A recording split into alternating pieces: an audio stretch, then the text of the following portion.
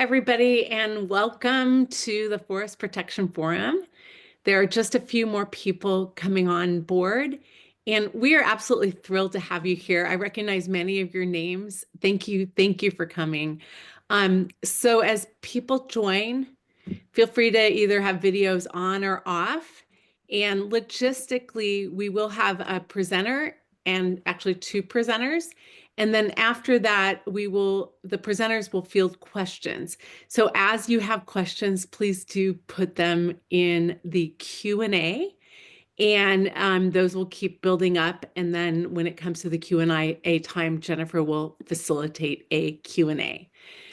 So who are we? So I'm speaking today on behalf of Karen Mackey, who's the leader for our campaign.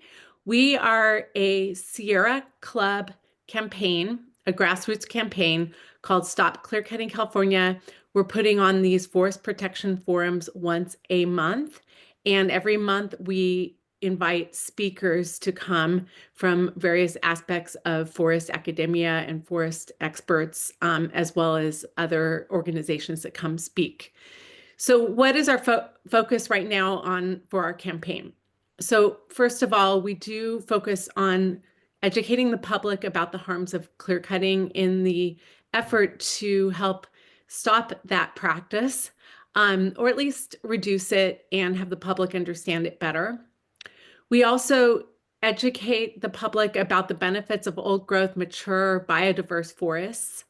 And we are part of the Climate Forest Coalition, and we do take a lot of guidance from that coalition, as well as from, of course, Sierra Club National.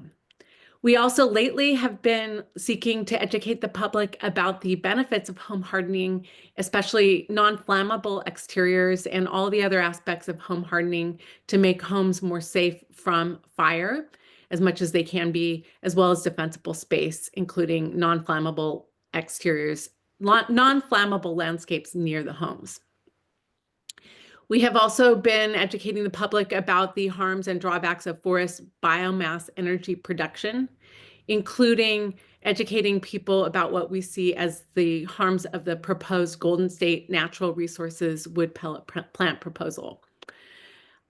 Lately, we have also been educating the public about some of the Sierra Club campaigns, including a campaign to keep polluters' hands off public lands, and in other words, stop the sell-off of public lands, as well as try to keep a conservation focus within the public lands. And we have also been asking our federal reps to protect old growth and mature forests on federal land as much as possible from expanding commercial logging. A current focus right now is to ask our senators to vote no on the Fix Our Forests Act. So those are some of our main focus areas. Right now, those do shift over time as we learn more and as Sierra Club National adds to its campaigns. So with that in mind, I want to invite Jennifer Nermoel, who is on the campaign, to introduce our speakers. And thank you all again for making time out of your Monday to be here. Thank you, Kristen.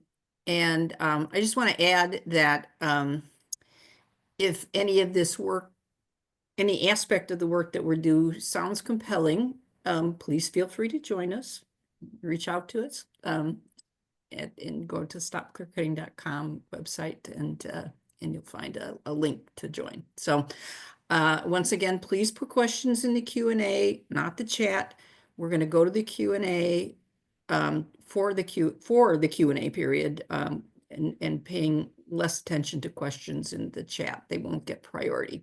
So with that, I'd like to welcome to our forum today Sonia Demiray. Sonia, I hope I pronounced your name correctly. Yeah, that's fine. Thank you. Demiray. Okay, awesome. And Sonia is the founder and executive director of the Climate Communications Coalition. She applies her communication expertise to advance her lifelong passion for environmental conservation and climate justice, with a strong focus on forest protection. Her work entails collaboration with the Forest Carbon Coalition to develop an effective and consistent communication strategy and direct a campaign for the 100+ member groups to effect policy changes. Sonia graduated in Sciences of Information from the Complutense University, I hope I pronounced that one correctly too, University of Madrid, Spain, and she obtained Strategic Communications accreditation from McCann Erickson Work Group. She received an MA in Mass Communications in Baltimore through a full-paid international scholarship. Through her communications firm, her previous communications firm, Demiray Inc., she served international, federal, and regional clients across the Americas and Europe for over 20 years. She's currently enrolled in a graduate certification program on forest and climate change with Oregon State University to further strengthen her advocacy around forest protections. Sonia is going to be joined today by Jennifer Mamola, aka Jen. And Jen has been an integral part of the John Muir's Project Washington, D.C. office since fall of 2019, serving as its dedicated forest protection advocate. She's had a fascinating and sometimes harrowing life journey. After growing up in Southern California, she relocated to the Bay Area to pursue her education at St. Mary's College, and she resided there for nearly a decade before embarking on a journey with the Peace Corps that landed her in Uganda. And while in Uganda, she was involved in a major life-altering auto accident at the hands of a drunk driver, and this forced her to curtail her active Peace Corps service. After months of recovery, she put her experience to work and dedicated 5 years to championing the health, safety, and security of Peace Corps volunteers on Capitol Hill with the Health Justice for Peace Corps, an affiliate of the National Peace Corps Association. This chapter of her journey took her through all 48 contiguous states and to over half of America's national parks. Her experiences around the country and in many beautiful natural places further served her personal healing process from the accident. And in her wilderness adventures, which were often devoid of cellular connectivity, she found solace and developed a deep passion for environmental preservation. And this has led her to the current chapter of her life journey with John Muir. So please join me in offering a warm welcome to Sonia and Jennifer. And I believe, Sonia, you're going to be up first. Yes, thank you so much. Hello, everyone. Good evening. And thank you so much for making the time to be here. It's a real pleasure to present the Keep It in the Forest campaign to you, the Sierra Club Forest Protection Forum. So our campaign goal is threefold. We want to spread accurate and science-based information as far and wide as possible to educate the public. We want to give you activists agency and support you so you can reach out to the media and amplify each other's voices to preach, to increase reach. And we also want to prepare the terrain with the 119th Congress to find a champion and introduce a new piece of legislation, the Forest Protection and Climate Justice Act. So same as with the fossil fuel industry, we're at a point where we need to call out the industry that is destroying our forests for profit and positioning the destruction as a positive thing. So instead of having it keep it in the ground, we have it keep it in the forest.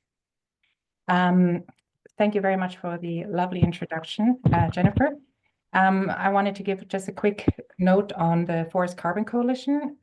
We are a group of loosely organized 120 organizations and individual activists with the purpose of information sharing and support in our forest protection work.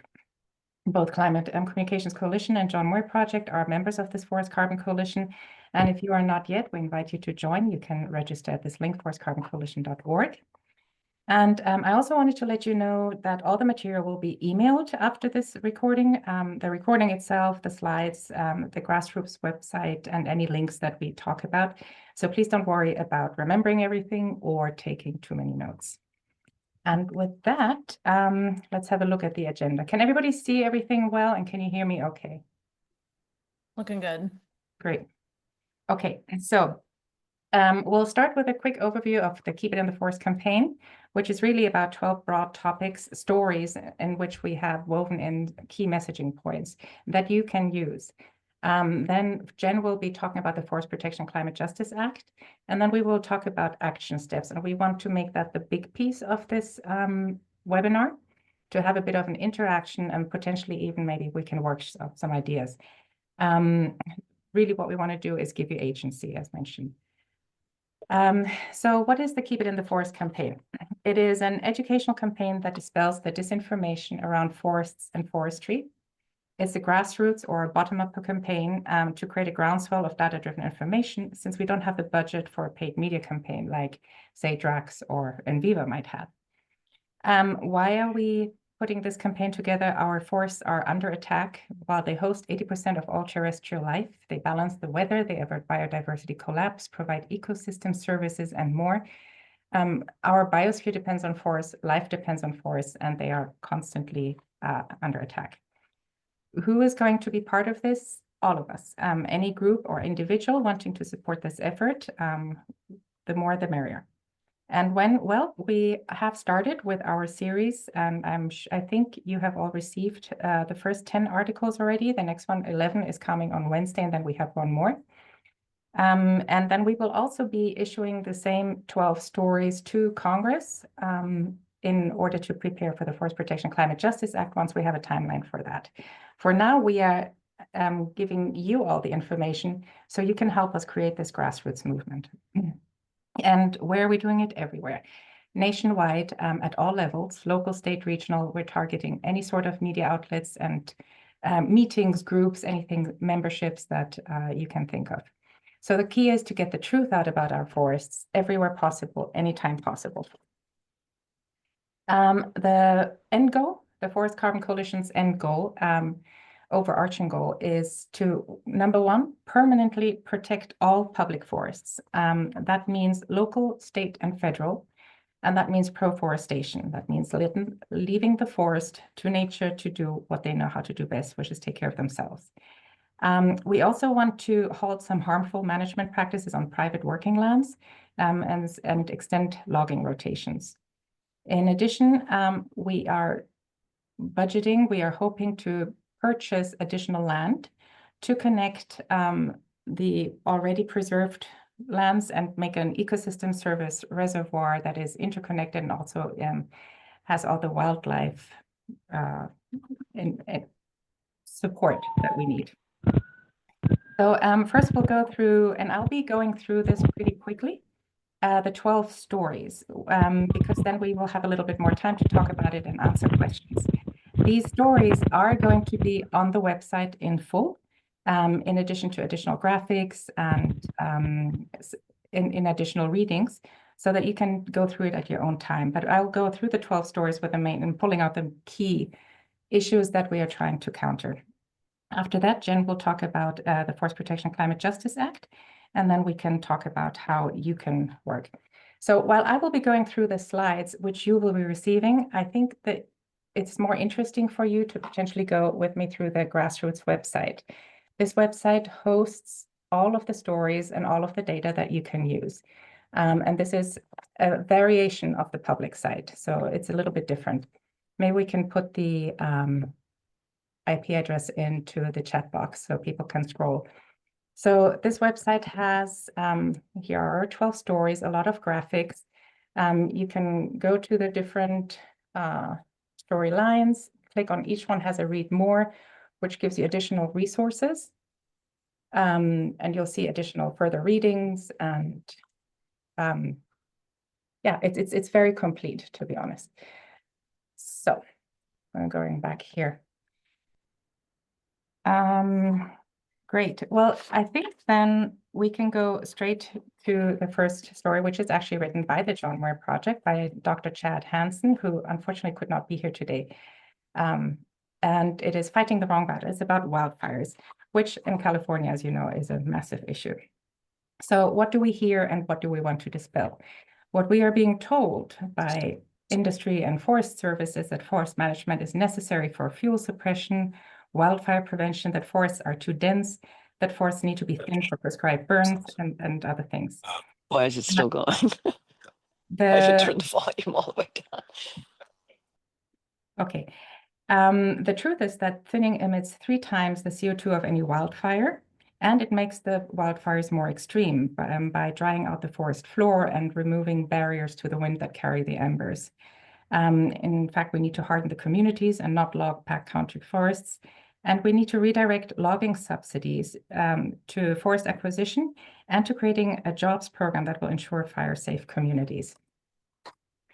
The second story is about climate neutrality. We are being told that logging is climate neutral or even beneficial for the climate, that wood products are an important solution, that burning woody biomass is neutral, CO2 is stored safely and permanently in wood products.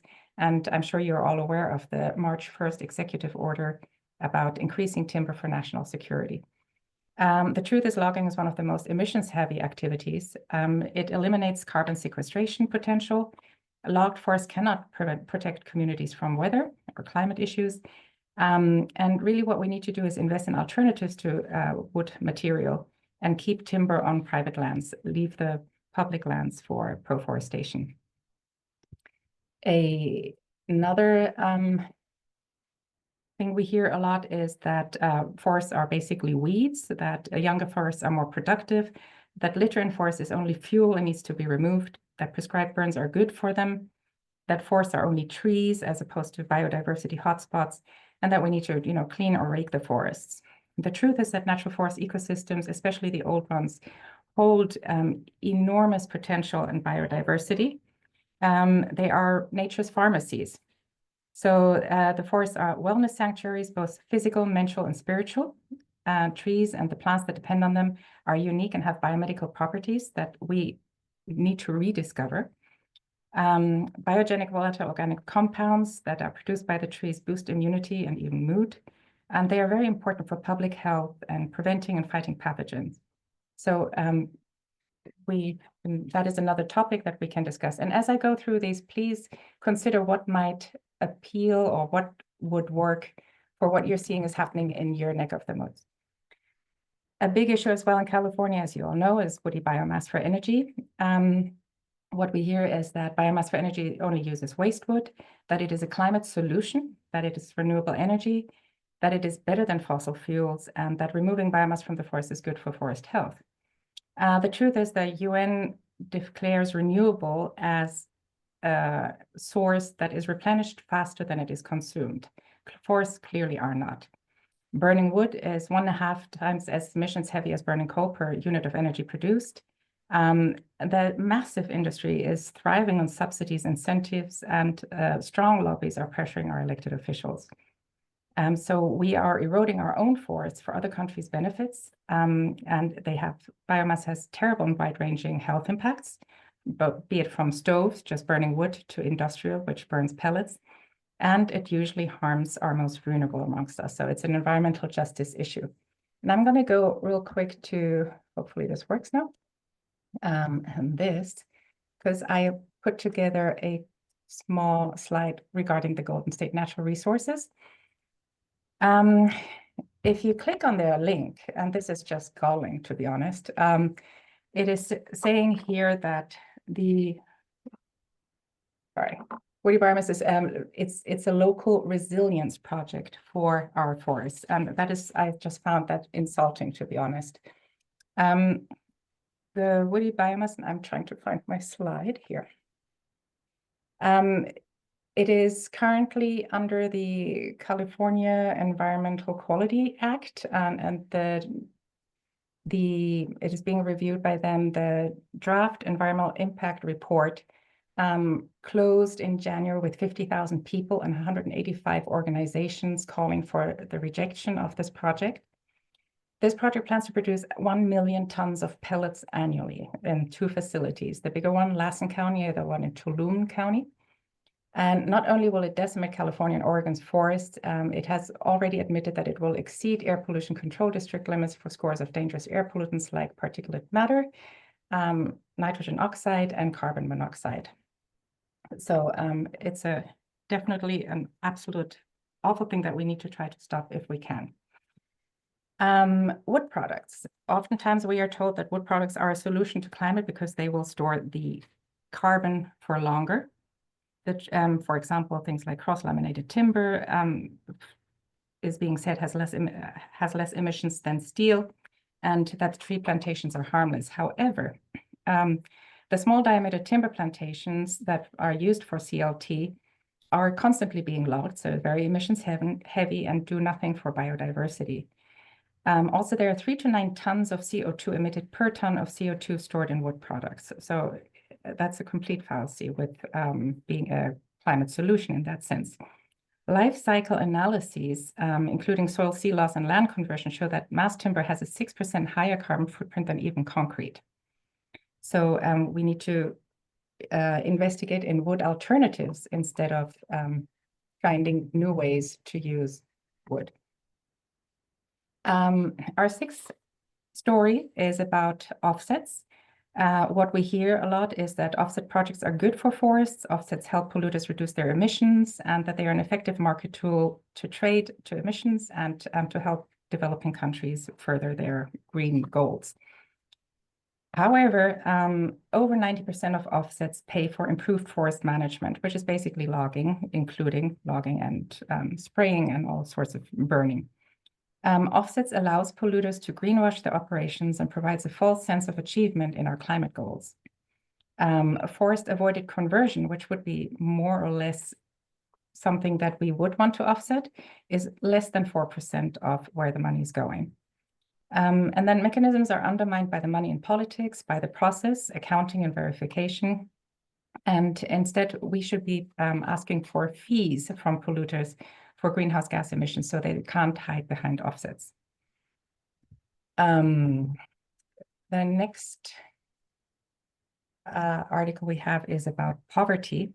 We often hear that timber extraction is good for rural communities, it creates jobs and wealth. What we know, however, is it is a resource curse. Forest extractive activities increase poverty in the community, and we have plenty of studies. Here's actually an interesting little graph there. Tax burden is mostly avoided by big timber and the companies that come in to log the forests. Those are all paid for by the community.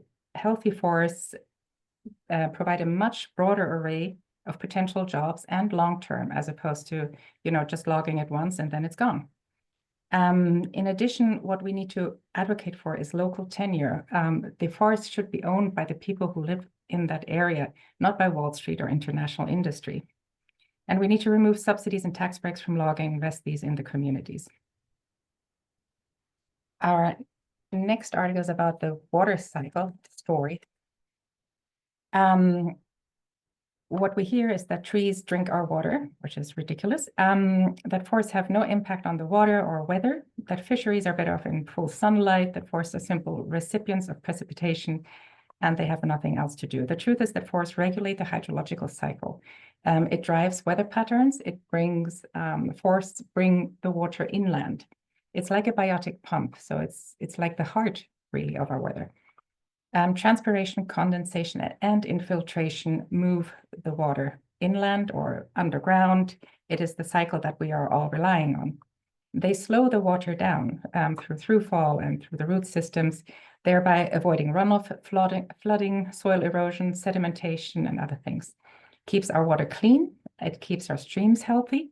It keeps spawning grounds healthy. And it has, the water cycle obviously has a massive economical impact. Just look at the storms we've had and the floodings and the droughts. It affects agriculture, fisheries, businesses, property values, insurances. So it is definitely, the water cycle is actually absolutely key for forests.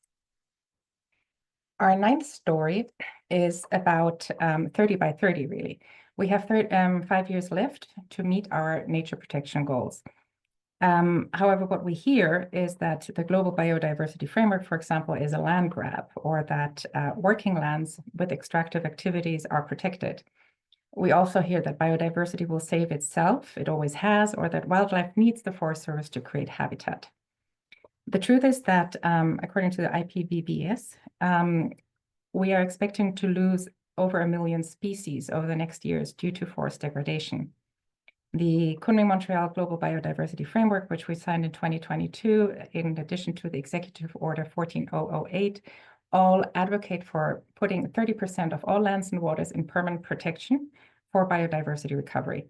That should lead to 40 by 40, and then ideally to 50 by 50, which would meet the half-Earth theory of E.O. Wilson. However, what we're doing is we're putting things in conservation, and this still allows extractive uses, including mining, logging, road building, traffic off and on roads. So in addition, forests we know are very good at resetting their own succession. They have done so for millennia, and in fact, they are doing it far more frequently now due to climate change. And there's an elegant solution to all of this proposed by Michael Kellett with Restore the North Woods.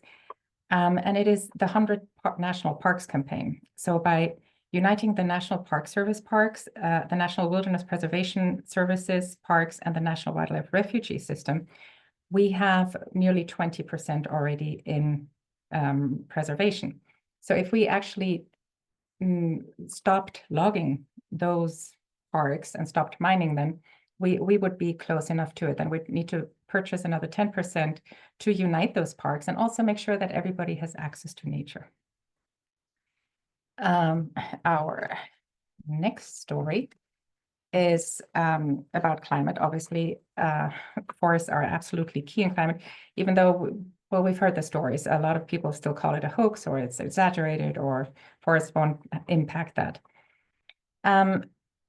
We have since 1997 the Kyoto Protocol, where we have been signing agreements internationally about reducing our emissions. We have not reduced anything. In fact, emissions are still climbing.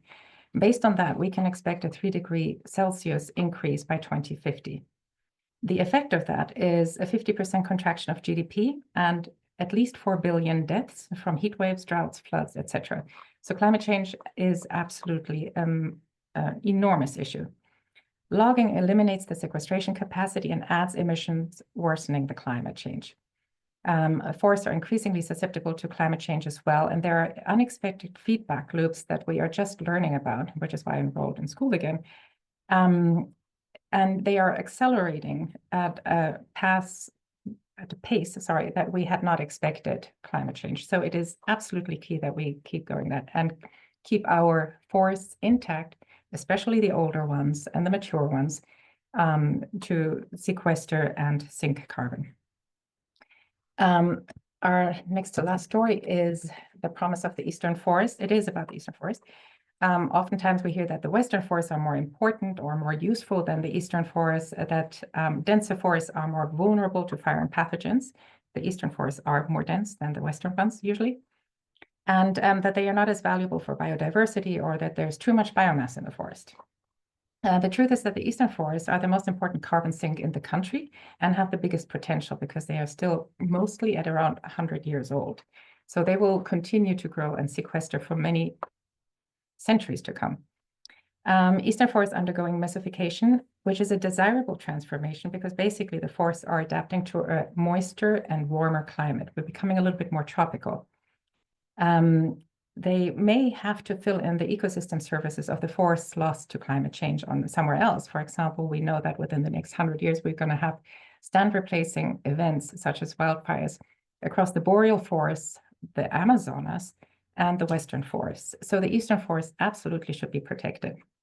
However, what we're seeing is that the Forest Service is going out and trying to reset the forest to a climate that doesn't exist here anymore. Thereby they're logging, they're poisoning, spraying, burning, and all of that fun stuff. What we really need is to leave the forests alone.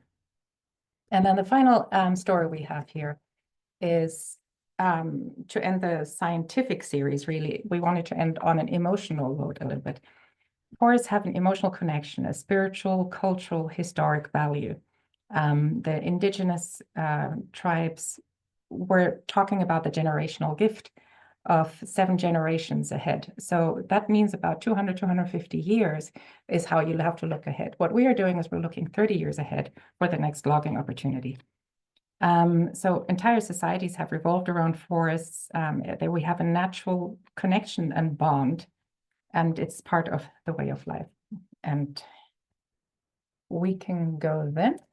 Yeah. So that's the quick overview of the website, which you will have. And I do encourage you to go through it and also look at the further readings. And there are many links that you can click on. There's some videos, lots of graphics, and you can take it from there.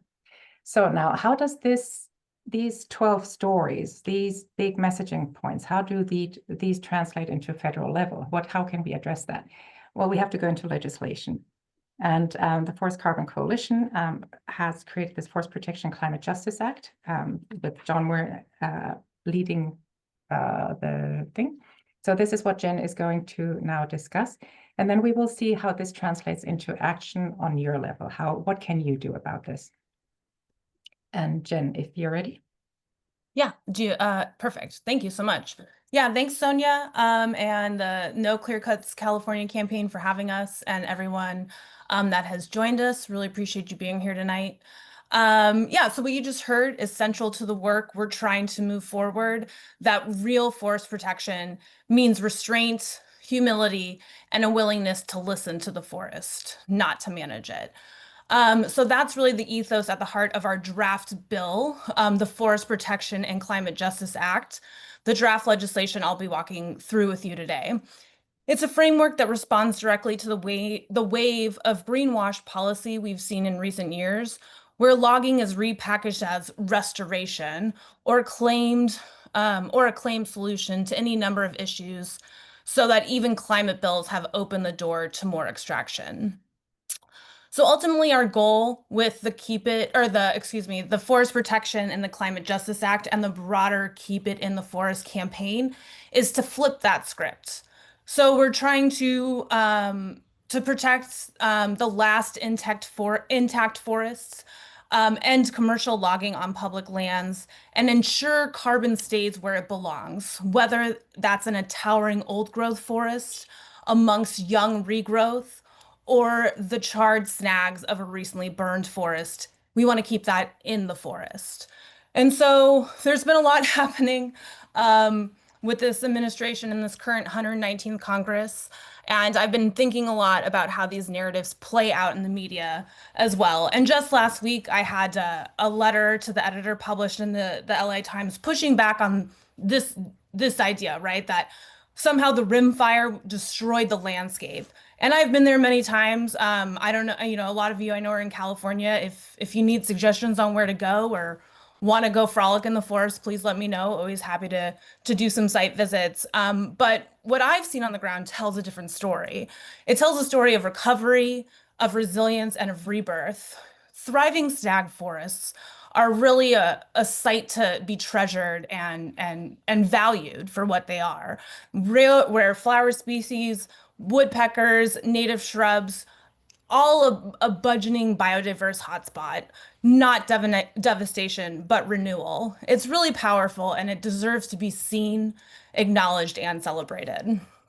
Additionally, I'm working on an op-ed responding to a recent San Francisco Gate article about high elevation conifers in the Sierras. The article framed it as surprising, even troubling, but what it really shows is how alive and adapted these systems are. The forests aren't frozen in time. Species shift. Birds like the Clark's nutcracker are helping redistribute seeds across a vast, rugged terrain. And yes, climate does play a role, but it doesn't mean the answer is more intervention. Sometimes the most radical thing that we can do is let our forests be forests. Even this idea that we should intervene less, not more, is surprisingly new in Western industrial society. It began to emerge as a countercurrent during the industrial era when figures like John Muir began calling for restraint and reverence, not conquest. And today, which happens to be Muir's birthday, whose legacy we carry in my organization's name, arrived on the scene after Native peoples had been forcibly displaced. But rather than echoing the expansionist mindset of his time, he sought to learn from nature and its original stewards. His writing shows an evolving recognition that land should be respected, not subdued, and that shift continues today with this draft piece of legislation and the wonderful pieces that Sonia has curated in helping trying to get our message out there. So this was a group effort of a lot of different organizations that were really kind of tired of being on the defensive because, as many of you, if not all of you know on this call, we're usually on the defensive. It really doesn't matter who's in the White House, who controls Congress. Ultimately, this notion that forests somehow need to be managed to curb wildfire has been going strong. And so really we're trying to take this legislation, again, draft legislation has not been introduced, and try to flip the script and change the narrative and go on the offensive. And what that looks like is real forest protection as climate action. But it also challenges a hard truth. Not all so-called climate solutions are created equal. Some, like logging, forest bioenergy, and carbon offset schemes, are actually making the problem worse. They're marketed as progress, but in reality, they're setting us back. That's where the climate forest protection and the Forest Protection and Climate Justice Act comes in. And it's grounded in three core principles: protection, accountability, and justice. Next slide, please. Thank you. So protection. We want to prioritize what we still have. So we want to we start with what should be the baseline by protecting what's still standing. And again, that includes not just mature and old growth, but snag forest post-fire habitats as well. This bill would end commercial logging across federal public lands, while also expanding protections by acquiring additional forest lands into public stewardship.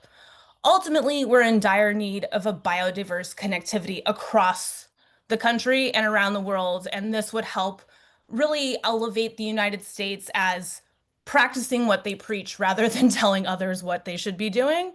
It would also require accurate carbon accounting, because right now forest degradation is often treated like a benefit on paper, and that really needs to stop. It also recognizes post-fire landscapes and naturally regenerating forests as ecologically vital, not waste to be salvaged. And why is this? Because there are forests that store the most carbon, because these are the forests that store the most carbon, support the most biodiversity, and are at most risk, even under projects sold as restoration or fire risk reduction. Next slide, please. Perfect, thank you. Accountability. So the next core principle we would like to highlight is accountability. We've seen extractive industries rebrand themselves as climate smart. We've seen logging projects greenwashed as fuel reduction, and this bill pushes back on these notions. It excludes forest biomass and tree-based bioenergy from receiving clean energy tax credits under the Inflation Reduction Act or future climate laws. It requires transparency in how agencies assess fire risk, and calculate forest carbon. No more behind-the-scenes modeling that justifies logging. And it also bans the use of federal funds for projects based on discredited ecological models, like the overgrown forest myth or the so-called fire oak hypothesis. This is about rooting policy in science and not spin. Next slide, please. And the third principle is justice. Real climate resilience for communities. So, and it's definitely not least, right? It's last but not least. This bill shifts resources away from remote logging projects and towards the places where we actually can reduce the risk, the home ignition zone. It invests in home hardening, defensible space, and community-led fire preparedness, especially in rural and working class communities on the front lines of fire risk. And it ensures equity so that the historically marginalized communities get support they need to protect themselves, their homes, and their ecosystems. This is what real resilience would look like, not bulldozers in the backcountry, but people power, science, and care. I think I have one more slide. Yes. Perfect, thank you. And so ultimately, this vision, one rooted in protection, accountability, and justice, is also what inspired my recent LA Times about the Rim Fire. And it's what's fueling my next op-ed, a response to the SF Gate piece about high elevation pines and climate shifts in the Sierra. The article frames the story as something ominous, but what I see is something hopeful. Forests adapting, reshaping, rerouting one seed at a time. And in this case, it's a bird, the Clark's nutcracker, doing more for forest resilience than federal thinning projects could ever. So that really should give us some pause that if a bird can plant the future of a forest, maybe it's time to rethink what counts as stewardship. So with that, again, just to kind of reiterate, the Forest Protection and Climate Justice Act is about changing the frame from exploitation to protection, from suppression to coexistence, and from false narratives to real climate justice. We don't need to cut down more forests to save the climate. We need to keep them standing in all their diverse, dynamic, evolving forms. Thank you. Wonderful, Jen. Thank you. So our last chapter here for this quick presentation is what can you do and how? The number one thing you can do is to spread the word, spread the science, spread the data. We are going against 40 to 50 years of disinformation. So you can refer to this presentation, especially the website with the 12 stories and the additional sources. And you can feel free to use the articles that we wrote, the 12 stories, and spread as far as you can. Focus on a topic that makes sense to you at whatever point in time. Like, for example, the rimfire was very appropriate right there, Jen's LTE. And be aware of what is happening right around you, because you're the number one person to alert all of us. So what is the Forest Service up to? Keep it local, keep it current. Always add visual support when you can. It draws the eye to the story. Always go for data-driven data-driven write-ups, obviously, and have your sources ready in case somebody challenges you. Be consistent, and that's why we put this website together. Is we need to say the same things, even if we speak with different voices. We need to say the same things and refer to the same science. And if you need any additional information regarding something that's going on where you are, please let us know. Take some time to have a look at that, peruse that website, and feel free, as I said, to use what we wrote. You can even copy and paste parts. However, the further readings you cannot. So be very careful with quoting them correctly. As I mentioned, a picture is worth 1,000 words. It draws people's attention to the issue, and there are free stock imagery that you can use, such as Wikimedia Commons or free stock images. Be sure to always Google only free stock images. The best and safest option is always to take your own pictures. And if you do that, please share them. We are putting together a drive with additional photography that we can all share between us. If possible, please date your picture and tell us where it was taken. And if the article was published, let us know as well where it was published and the estimated reach if you can find that. So how many people did it go to? Most publications have that on their websites. So the ideal grassroots campaign, and I know you all know this, but this is just a basic reminder, is consistent, continuous, multiply sourced, all of us speaking at the same time, data-driven, straightforward, and very clear information. Credibility is key. I know I said that, but I'm going to hammer it home. It must be data-driven, science-driven, have your sources on hand. And please do use the sources that we have posted on that website, because that way we will be saying the same things. Use your voice, your opportunity to divulge the shared data on the Keep It in the Forest site. Keep it consistent. Repetition drives information home. So yes, it can sound annoying, but repeat, repeat, repeat. That's how the human mind will remember it. We want it to be continued. We are trying to create a drumbeat in order to really prepare for the new legislation and also alert the public to the disinformation that's been going on. Literally, life depends on this. Whenever possible, please send us your write-ups either to me or to Jennifer before you publish it. And we can also help you edit. And if you have any questions, please do reach out. As I mentioned, we will have a shared Google Drive. So then two of the most simple ways you can help shape opinion and inform the public is through the letters to the editor versus the opinion editorial. The difference is, and most of you will probably know that, forgive me if I'm repeating things, letters to the editors are usually very short, around 125 words, maximum 200, and they address something that was just published. The op-ed in turn is a little longer. It usually presents some data, and you definitely have to have your sources ready by that. Could be experts or just somebody who is well informed. Best practices, and there's a link at the bottom of the slide which has more information on LTEs and op-eds. Best practice is the LTE will respond to recent publication topics, ideally 24 hours if you can. Reference the article and make sure that you know which one you're addressing, and pull out 1 or 2 key points and then highlight the inaccuracy or add a personal insight. The opinion editorial, usually you start with a thesis, one that challenges misconceptions, ideally, the ones that we just ran through in the first 12 stories. Back them with data and expert opinions, hyperlink always your sources, and end with a strong call to action so that people actually know how they can do something about it. We have a very strong LTE opportunity today, and let's see if I click on it, this actually is going to work. Senator Padilla had the wonderful idea of, he is, as you know, furthering the Fix Our Forest Act, FOFA, also known as FR Forest Act. And it is, California can't wait for the political winds to shift. I don't know what this is. My bipartisan wildfire bill would save lives. Basically,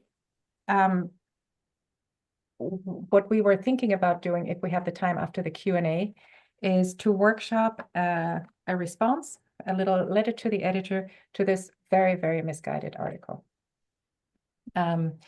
All submissions here, and I will go back to the slide when after the Q&A session, I think. Use other platforms as well. It's not just publications, it's not just online print in that sense, which is mostly online at this point anyway. You can research and write your own articles. You have to pitch them to a news outlet. Usually you write an abstract, and if you have any connections in the media, you talk to them about it. Would they be interested in such a placement?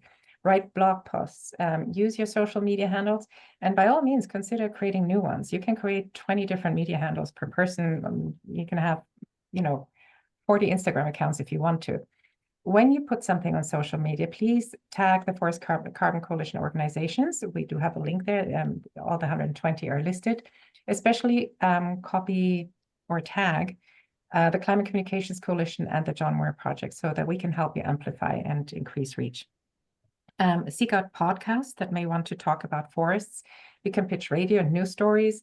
You can pitch interviews. If there is a logging project or a forestry infraction that you want to highlight, that is news. So if it's current and it's local, that is in itself a hook. You can create a little TikTok and Instagram videos highlighting what is happening in your forests. You can make presentations to your community, to schools, universities, churches, clubs, and you can engage everyone one-on-one. The more people know about the truth of what's happening, the better. And then also, if there is an issue in your area that you want to address or that you need help with, please let us know so that we can help you. You can send us local examples, and you can send us your photography. And as I said, we can help you discuss in public what is happening. And thank you very much. That is our main presentation. And we can go back to the slide after the questions. Okay, so thank you so much, Sonia and Jennifer, for giving us such immensely important information. And I hope you're all as excited as I am about working with Forest Carbon Coalition to get some of their initiatives accomplished. So we have a bunch of questions. Sonia and Jennifer don't have a hard stop at 5 o'clock, so we'll we'll try to get to as many as possible, and then if you guys aren't dying of starvation and want to go have dinner or whatever, we could stay a little longer to workshop your letter. How does that sound? Great. Okay, great. So our first questioner asks, well, first of all, makes a comment. Oregon State University is notorious for supporting clearcutting and industrial logging. What did you learn there that informs a balanced and ecological approach to forestry? one who has engaged with OSU for over 45 years, I'm very interested in your perspective experiences that aren't industrial focused. Yes, and I was actually hesitant to join Oregon State University because I know this is the fact over there. And it is the cradle of forestry in the United States, at least from the west side. The program I'm in is climate change, forest and climate change. And it is based on real sustainability and real data. I actually talked to the gentleman who put the program together, Dr. Bukowski, before I joined that program to see what the goal was. And it is a very international group, and we are working on forest protections. One thing we're learning, I'm learning right now is how to calculate exactly carbon, methane, etc., from satellite images and things like that. But it is definitely a group that is more focused on protection, forest protection, because we know we need it for life. And we haven't, for example, of course, talked about alternatives to wood, but we're going in that direction. So it's a sustainable and environmental program. I'm thrilled with it. I had a couple of classes that I had trouble with because of the logging part, but I think I need to see both sides of the story in order to address them. Okay, great. Thank you for that. Are there written analysis or scientific references to some or all of the stories, particularly on the carbon impacts of logging and forest wildfire vegetation treatments? I noticed that the California Wildfire Task Force has on its homepage with posts on forest management and carbon storage, and USFS partners with Sierra Pacific Industries to reduce wildfire risk. We do have peer-reviewed studies on that website. If you go, for example, the first article about wildfires, you will find some additional. If you're looking for something specific, please ping us. I mean, we will find it for you. We didn't want to list, the entire library there either, but I put our thinning and fire fact sheet right. In the chat as well. Okay, great. And another participant is interested in hearing a little bit more about your data for how dirty burning wood is versus coal, because his understanding based on a Manomet study identified that burning wood instead of coal is 300 times dirtier. And he goes on to comment, biomass is not energy dense as coal, and natural gas are very energy dense. Thus, far more material has to be burned in order to generate similar amounts of energy. Biomass also requires vast amounts of energy in harvest, processing, transporting, and then burning. It's the most inefficient form of energy, hands down. So I guess, are you familiar with this Manomet study that he Yes, and there are different types of wood that we need to consider. So burning wood in a stove produces 1.5, 150% the emissions of burning coal.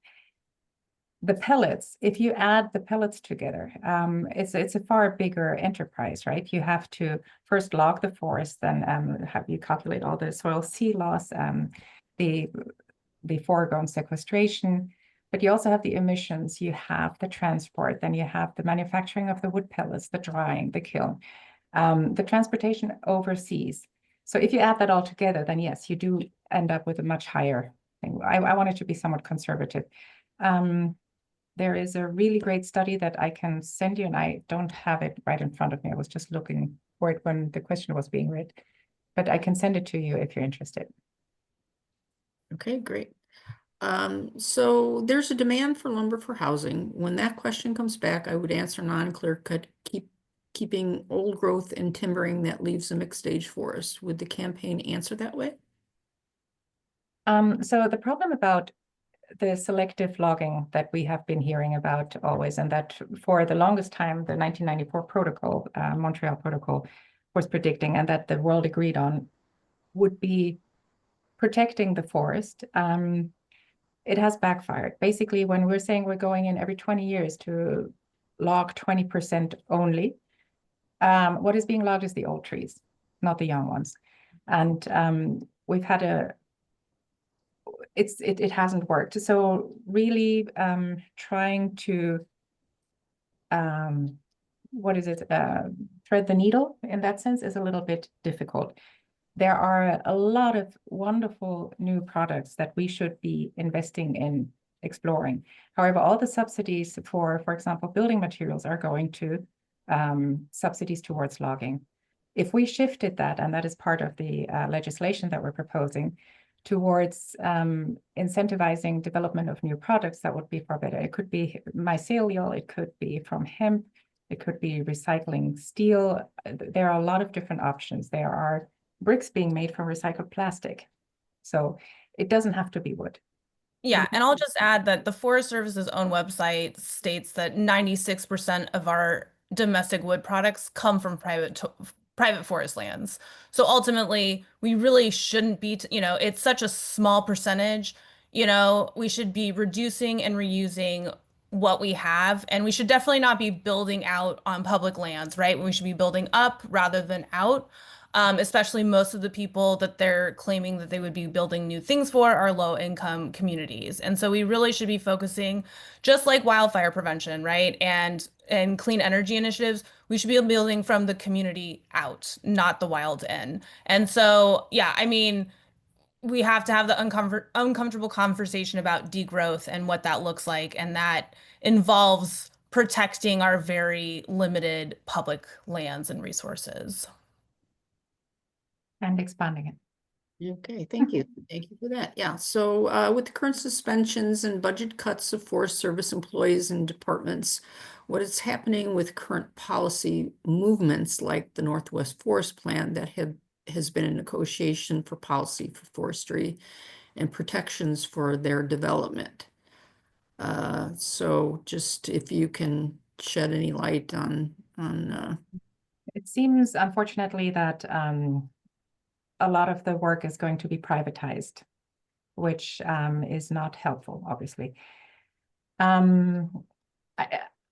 I did want to mention that at this point, there are so many of the big greens, as we call it, such as Sierra Club and League of Conservation Voters, etc., are suing the government on all sides to try to halt progress and halt destruction, really, until there is a power shift. So that is something that is happening. But yes, no, it seems to be going towards private industry. And the same question I ask, who will help define and be held accountable for making positive change? Will agencies be protected as they do this work? How will science, not spin, be protected?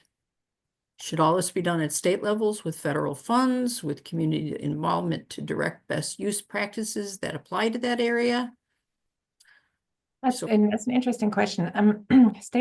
States should definitely need to start taking over on certain areas, but it also depends on who's in charge of each state right now.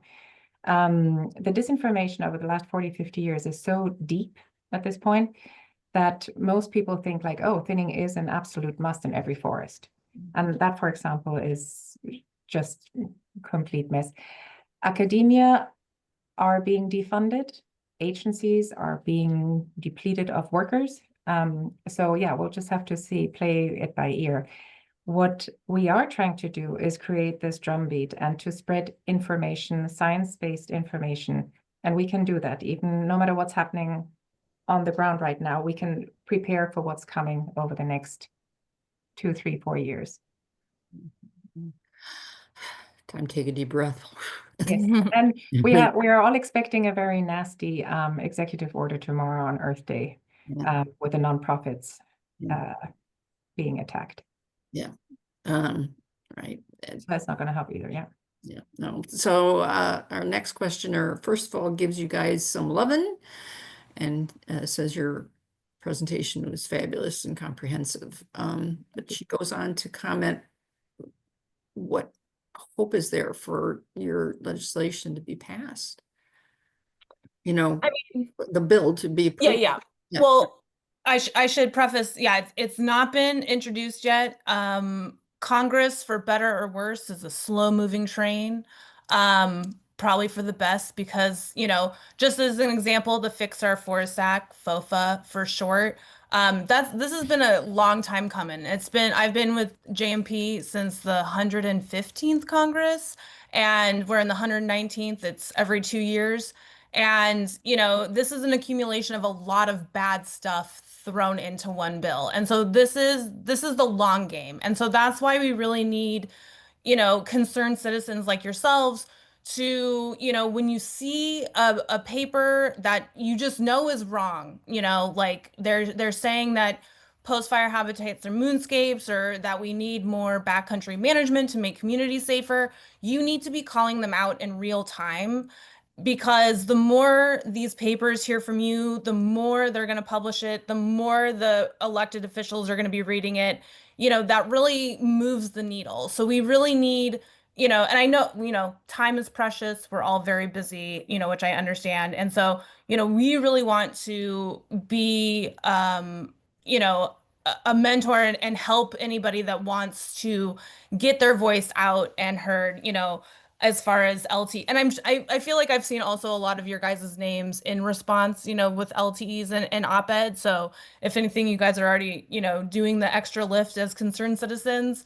But this is the long game. And, in my personal view, Democrats and Republicans are really the same on this. At least the Republicans, though, are calling it what it is, which is they want to log more. It's really frustrating that you've got Hickenlooper and Padilla with recent op-eds, touting this as a fire solution, invoking the Altadena and the Eaton fires that happened in LA in January.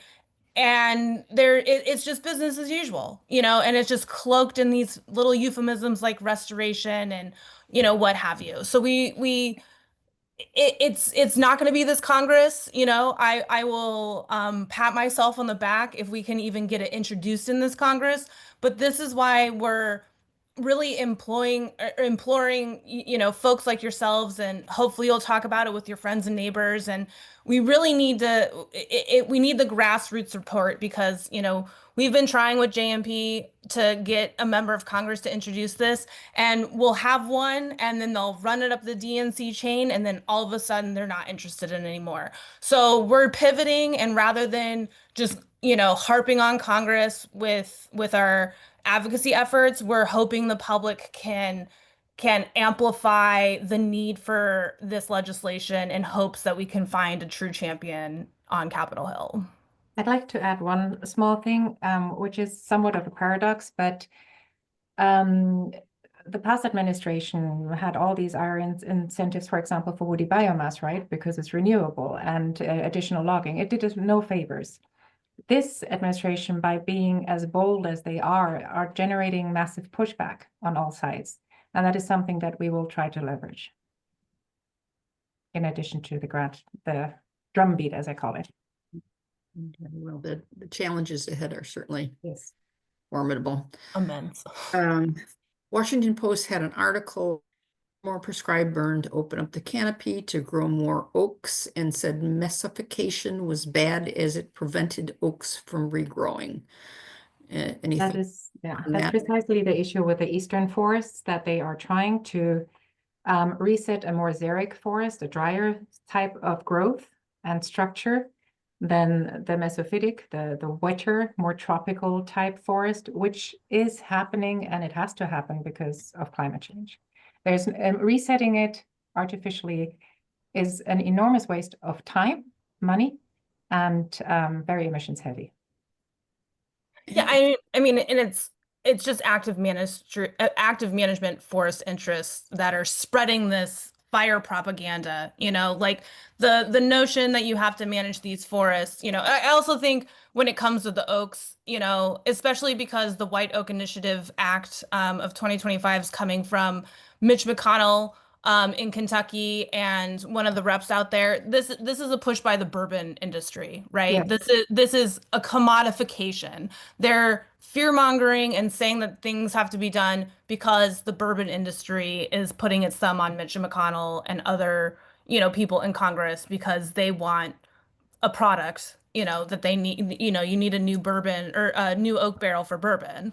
So, it just goes back to, unfortunately, our forest being under the wrong agency, right? The USDA is, the Forest Service, I'm sure you all know this, is under USDA. Our forests are not seen as something to protect. They're seen as a crop, as a commodity. Regarding the Washington Post, they did not publish an article that I was trying to get published about the Maple Glade harvest, where we just harvested over 100 acres of white oak, which were about 100 years old, right next to the only old growth still remaining in Maryland. So, but we don't have the infrastructure. That's what we need to build up. And that's why I'm thrilled to be here with the Sierra Club. Well, I'll never have another Manhattan again without and about the forest. Yeah, so sorry. For my own edification and maybe some of the other people here, could you define what messification actually means? So messification is the process whereby forests transition to a different structure and composition because it is wetter. It comes from messis. It's sort of in between. You have the wetlands and you have the xeric forests. The xeric forests are more what we have in the West, and which are drier and therefore also more susceptible to fire.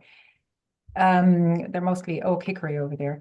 We are turning more into a more tulip tree, maple, a lot of actually food forest type growth, which is another thing that we should protect for wildlife and for us. It means it's getting wetter. It's getting wetter and denser, and the composition is shifting. And the Forest Service doesn't want it to shift because they want the valuable oaks. And thereby, they're cutting down the trees that are doing a fantastic job, such as tulip trees that don't only take up as much carbon as an oak would, but they can also take up methane. So, it's rather ridiculous. If you're interested in more messification, I actually wrote a paper on that and I can send that to you. I'd be happy to. Okay, great. Long paper. Much appreciated. Yeah, and another question, or sort of, should we be addressing the focus on extraction since, Trump is even pretending that logging is for forest health and biodiversity. He's, it's pretty transparent. That's what the Forest Service has been saying for the 40, 50 years. It's not just this administration, unfortunately.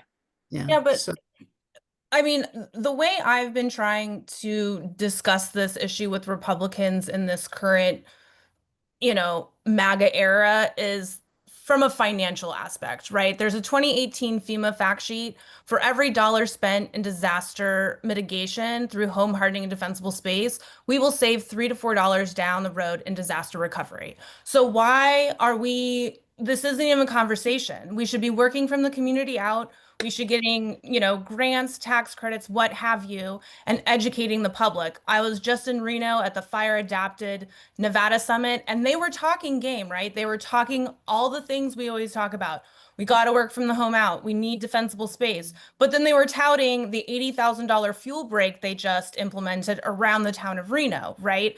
And so all of our federal funding and state funding goes to these backcountry mitigation tactics rather than, like Huffman's bill HR 582 or Rep. Kiley's bill HR 948, which are tax credits and grants for home hardening and defensible space. I mean, the Eaton fire, every structure in that fire was within the wild urban land interface map, except for maybe like a handful. It's really frustrating. Going back to the FEMA fact sheet, 40% of the United States lives within the wild urban land interface. Every home and structure should be built with these codes in mind, right? You want to get mad at Governor Gavin Newsom? It wasn't a water crisis that was delaying, homes being put out in January. It was the fact that they passed ordinances a couple years ago for home hardening defensible space that were not implemented. Okay. Like the resources are there, but they're pointing in the other direction because fire is so scary. I know most of you, us are from California on this call. I was on the the 101 during the Thomas fire. I get it, but our government agencies are, blatantly lying to us, misdirecting, and causing panic and fear when all of our resources should be going from the community out. I know I'm preaching to the choir. I just get really frustrated. But like, financially, right? For every dollar burnt in the backcountry is not a dollar going towards home hardening defensible space. And now, our government is complicit when towns burn down. And it's, if people can't see that, the general public can't see that. I mean, if gets passed, Fix Our Forest Act gets passed, like it is going to be the reality. Sorry, I will put a cork in it, but yeah, please. Jack, I'm gonna call on Jack if that's okay. Okay with so me. frustrated. Yeah. Thank you for your rant, Jen, and thank to all of you. No, I'm serious. I honestly, I got to say, I mean, people don't know me here. I'm a forest activist. What's behind me is Tamaulipas Bay State Park Forest in West Marin County. I took a tour there 2 weeks ago, sponsored by Cal Parks. Cal Fire was there. One of the consulting firms that put together, they want to manage this forest as I have in the picture behind me with, the chainsaws and chippers and stuff.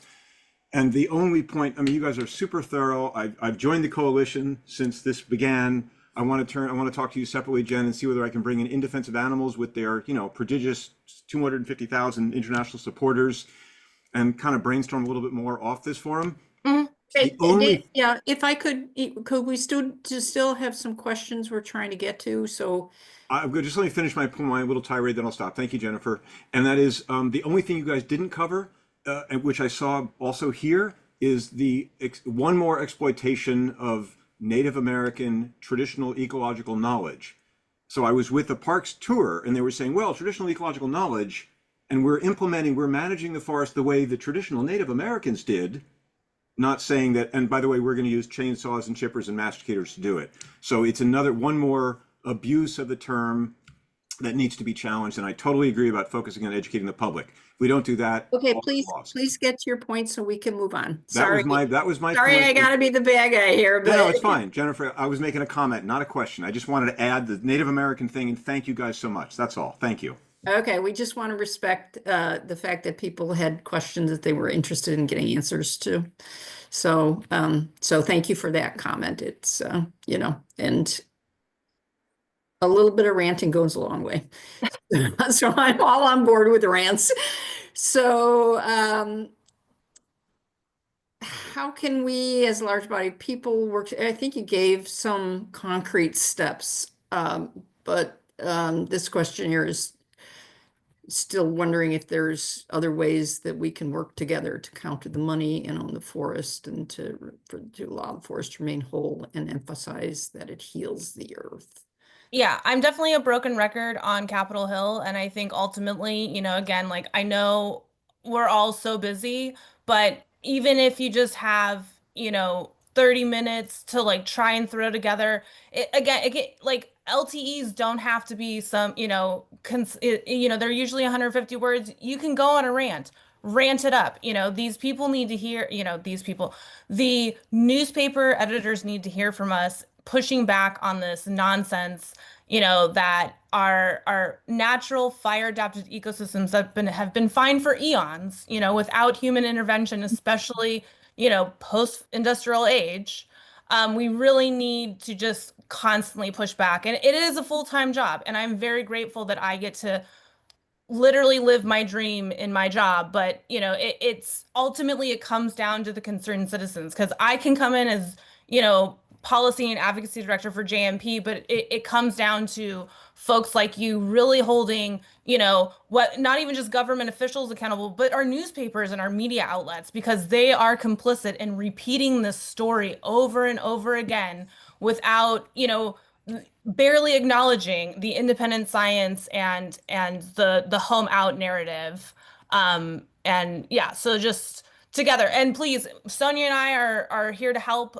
You know, we want to support you guys in anything you want to try and get out there. So please, you know, we are here as resources. Okay, great. And pretty much all media need education, other than if some like Manga Bay, Inside Climate News, Grist, the big green media outlets. Everybody is repeating the false narrative. So it's a big issue. It's a huge issue. Okay, great. And so I just want to do a little reality check. We're at almost 20 after the hour. We still have over half of the registrants who showed up are still in attendance. So I just want to, kind of get an idea from you two, how much longer you think you want to hang in there, because there were. We can do another until 8:30 or something. Jen, what does that sound to you? Yeah, I'm happy to also go later if Sonia has to drop. You know, yeah. Okay. I ate my dinner. Pardon. Should we try the MTE or? Well, and just privately message me if you need a bathroom break or something. Okay. I know I doubled up on my liquids, which wasn't smart, but okay. And are we on Clinton's question? yeah. So it looks like you're privately. I can no. So for answer to that. Yeah. I mean, I'm happy to answer it. Yeah, live. So Clinton was wondering if we've been in contact with Padilla and Hickenlooper for their newly dropped S1462. Unfortunately, Padilla, even if you're a California resident, is very difficult to get a hold of. So I think the vast majority of y'all are California residents. I am happy to give you contact information on how to express your disappointment. And to kind of double it up with Jim's question at under Clinton's, can you provide an example of tone to take when criticizing current wildfire treatment narrative? I mean, mine is frustration. You take whatever tone you feel comfortable with. But at this point, it's shaming, especially Democrats, right? They know better, and they should be open to solutions that are proven to work and make communities truly firewise rather than repeating this nonsense rhetoric that them supposedly raking the forest floor is going to somehow save your town from burning down. I will have you know that in the state of California, they can take trees up to 40 inches in diameter in restoration projects and call it firewise. That is 99% of the California forests, okay? This is not small diameter Christmas trees they are taking. They are taking anything and everything, and then they are leaving slash piles behind to make you less safe, okay? I mean, I know, I'm sorry. I know you guys know this. And so ultimately, yeah, Padilla's office was very difficult. I did meet with Hickenlooper's office with some constituents and, felt like we were really lied to, but he's spinning it otherwise. And, he claims that he wasn't going to touch NEPA and the Endangered Species Act, but lo and behold, there are NEPA and Endangered Species Act rollbacks in the bill. So ultimately, you can take action through our action alert on our webpage. You can write into his office. You can pen an op-ed. There are a host of ways to push back on this. And again, it takes a village. We really need y'all to participate, and I'm sure you have and do, but this is really imperative on many fronts. And yeah, I'll just add real quick for those on the East Coast. I see Shruti is here. The vast majority of fires are caused by humans, right? And that happens in the wildland-urban interface. So in the East, we have far more fires because we have a denser population. However, in 2021, for example, over 35,000 fires burned a total of under 1 million acres in the East, while in the West, only 23,000 fires, so much fewer, burned so much more because it's so much drier. So applying the same forest management practices in the West to the East, which is what we're doing, is absolutely idiotic. Yeah, and congressional people, governors, etc., they all have staff that Google alert when their name pops up in a story. So a letter to the editor with their name in it will get seen by somebody in that person's office. So it is a way to speak to legislators. Yeah, when a couple years ago, Chad Hansen and Dr. Michael Dorsey had an op-ed in the New York Times about the Save Our Sequoias Act, which called out Scott Peters, representative from San Diego area, and his communications staffer called me. And it was hilarious because I had been trying to meet with his office repeatedly and was constantly ignored. I had constituents, I had the whole gambit. And until he was publicly called out, did he then decide to pay attention. So it really does make a difference, call them out. Do not be like,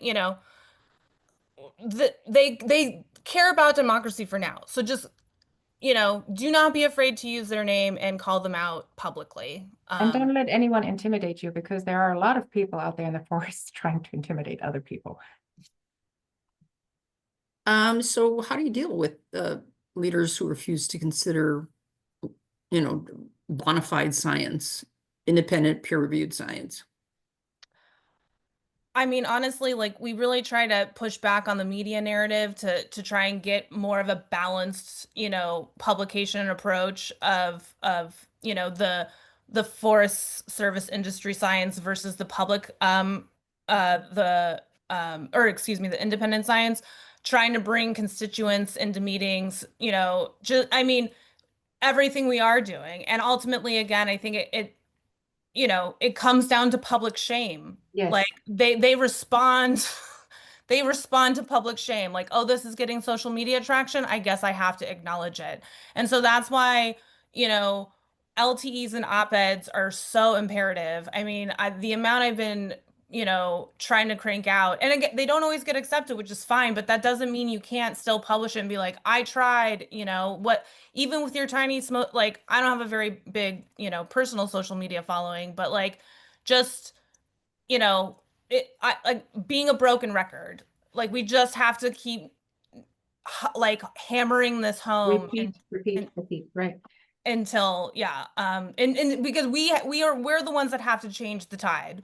We're the ones that have to hold these people accountable, because we have a lot a lot of things against us. It would be nice if the bigger greens came along, because I'm getting really sick of this narrative like, well, they're just taking the small diameter trees. And I've repeatedly asked staffers, what is a small diameter tree to you?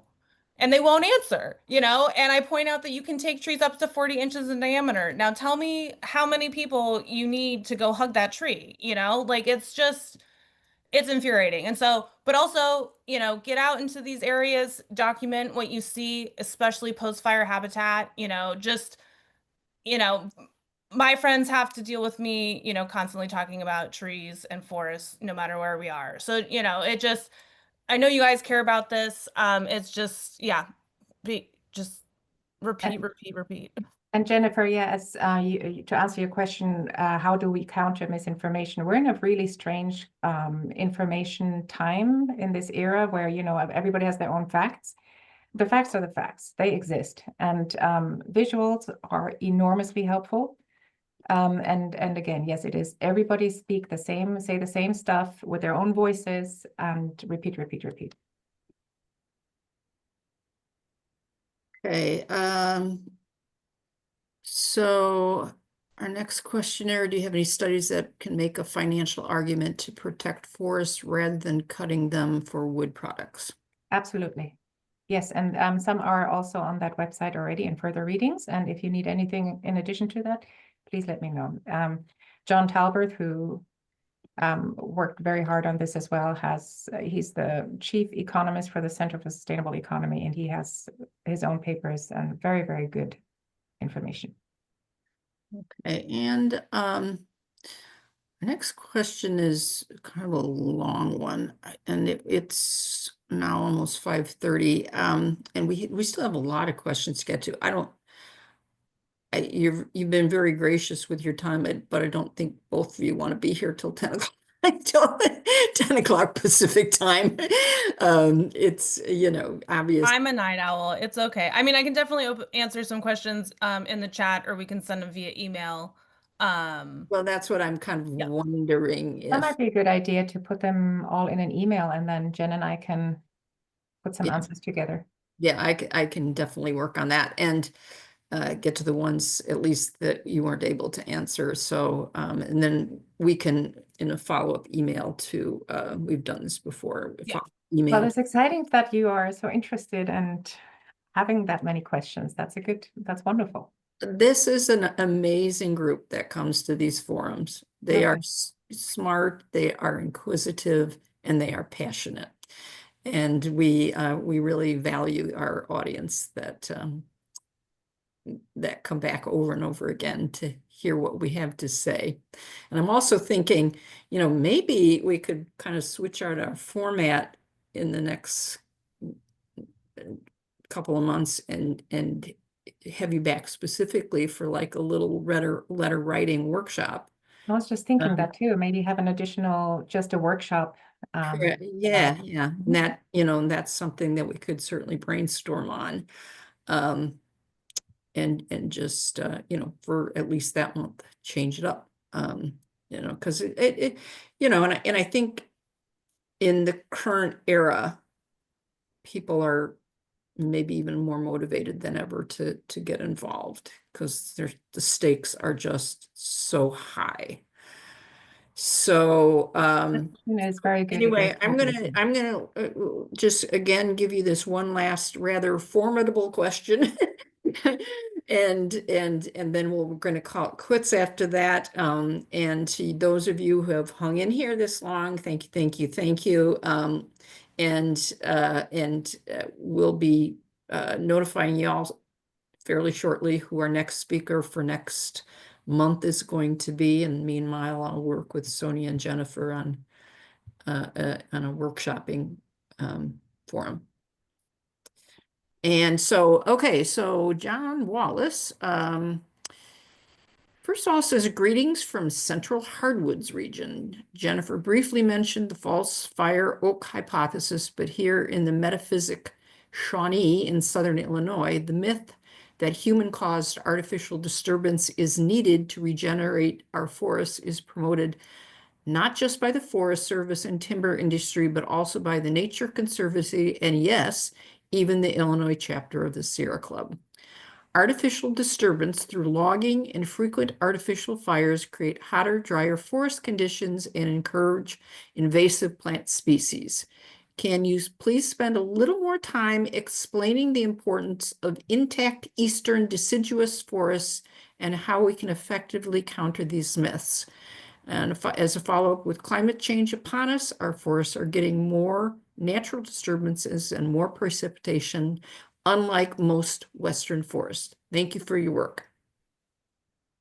So this goes right into the topic of misinformation. And the fact that, I mean, we can measure the soil carbon and the carbon stored across different regions and ecozones.